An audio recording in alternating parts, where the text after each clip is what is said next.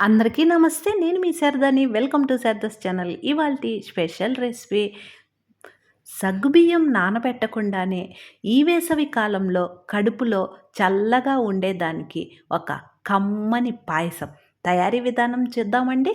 వేసవి కాలంలో స్నాక్స్ లాగా తయారు చేసుకొని తినవచ్చు. పండగలప్పుడు నైవేద్యంగా కూడా తయారు చేసి స్వామివారికి సమర్పించవచ్చు. తయారీ విధానం చూద్దామండి. ముందుగా ఒక కుక్కర్ గిన్నెలో నెయ్యి వేసుకోవాలి. నెయ్యి వేసుకున్న తరువాత ఇందులో కొన్ని జీడిపప్పు పలుకులు, కొన్ని బాదం పలుకులు వేసుకొని మీడియం ఫ్లేమ్లోనే చక్కగా వేయించుకోవాలి. తరువాత ఇందులోనే కొన్ని ఎండు ద్రాక్ష వేసుకొని అవి కూడా వేగిన తరువాత ఇవి మొత్తము పక్కన ప్లేట్లోకి తీసేసుకుందాం ఇలా. తరువాత అదే కుక్కర్ గిన్నెలో 1 కప్పు సేమియా వేసుకోవాలి. సేమియా కూడా మీడియం ఫ్లేమ్లోనే కొంచెం కలర్ చేంజ్ అవుతుంది కదండి, అప్పటి వరకు వేయించుకోవాలి. 2-3 నిమిషాలకి చూడండి సేమియా అనేది మనకి ఇలా ఫ్రై అవుతుంది. ఇప్పుడు ఈ సేమియాను కూడా ఒక ప్లేట్లోకి తీసేసుకుందాం ఇలా. తరువాత అదే నేతిలో 1 కప్పు చిన్న సగ్గు బియ్యము, ఇవి నానబెట్టనవసరం లేదండి. హై ఫ్లేమ్లో పెట్టుకొని ఈ సగ్గు బియ్యం వేసిన తరువాత చక్కగా ఇలా కలుపుకుంటూ వేయించుకుంటే మనకి ఇలా 2-3 నిమిషాలకి అలాగనే మనం కలుపుతూ ఉంటే ఇలా వస్తుందండి సగ్గుబియ్యం అనేది. ఇందులో ఇప్పుడు మనము ఏ కప్పుతో అయితే సగ్గుబియ్యం తీసుకున్నామో అదే కప్పుతో 4 కప్పులు వాటర్ పోసుకోవాలి.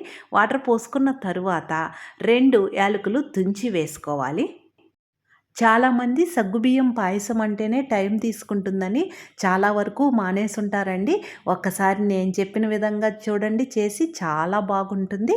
మరియు టైం కూడా సేవ్ అవుతుంది. నేను చెప్పిన విధంగా చేస్తే ఒక్కసారి కలిపి కుక్కర్ మూత పెట్టి హై ఫ్లేమ్లో 2 విజిల్స్ వస్తే సరిపోతుందండి. 2 విజిల్స్ వచ్చి ఆవిరిపోయిన తర్వాత చూడండి సగ్గుబియ్యం అనేది ఎంత మెత్తగా చక్కగా ఉడికిందో. ఇలా ఒక్కసారి కలిపి ముందు మనము వేయించి పెట్టుకున్నటువంటి 1 కప్పు సేమియా ఉంది కదండి, ఆ సేమియా మొత్తం వేసుకొని ముందుగా కాచి చల్లార్చుకున్నటువంటి పాలు పోసుకోవాలి. పాలు అనేది అట్లాగనే అన్నా పోసుకోవచ్చు, కాచన్నా పోసుకోవచ్చండి. పాలు అనేది చూసి పోసుకోవాలి, మరి పలుచగా ఉంటే బాగోదు. పాలు పోసిన తరువాత ఆ పాలల్లోనే సేమియా అనేది ఉడికితే ఈ పాయసం అనేది చాలా రుచిగా వస్తుందండి. 6-7 నిమిషాలకు చక్కగా సేమియా ఉడికి దగ్గర పడుతుంది. అప్పుడు మనము ఏ కప్పుతో అయితే సేమియా సగ్గుబియ్యం తీసుకున్నామో 2 కప్పులు కదండి, ఆ 2 కప్పులకి నేను 2 కప్పులు పంచదార వేస్తున్నాను. స్వీట్ తక్కువ తినేవాళ్ళు 1 కప్పు వేసుకుంటే సరిపోతుందండి. పంచదార వేసిన తర్వాత చక్కగా ఒక్కసారి కలిపి స్టవ్ ఆఫ్ చేస్తే సరిపోతుంది. ఇలా చేసుకోవడం వలన చల్లారిన తరువాత కూడా గట్టిపడదండి, అలాగనే ఉంటుంది.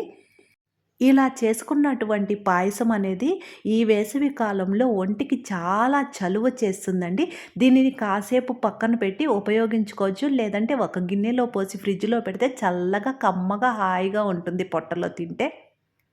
ఇలా చిటికెలో తయారు చేసుకున్నటువంటి సగ్గుబియ్యం సేమియా పాయసాన్ని మనము పండగలప్పుడు కూడా నైవేద్యంగా సమర్పించవచ్చు. నేనైతే నిన్న మహాశివరాత్రి కదండి, శివరాత్రి రోజు ఇలా సగ్గుబియ్యం సేమియా పాయసం తయారు చేసి స్వామివారికి నైవేద్యంగా సమర్పించానండి.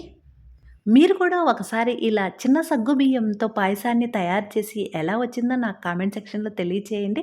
మన శారదాస్ ఛానల్‌లో ఇలాంటి ప్రసాదాల వీడియోసే కాదండి, కమ్మని వంటల recipes, health tips, beauty tips, kitchen tips, unboxing videos, shorts అన్ని ప్లే లిస్ట్‌లో మీరు చూస్తూ ఉండండి. నేను వేరొక వీడియోతో మీ ముందుంటాను. Thank you.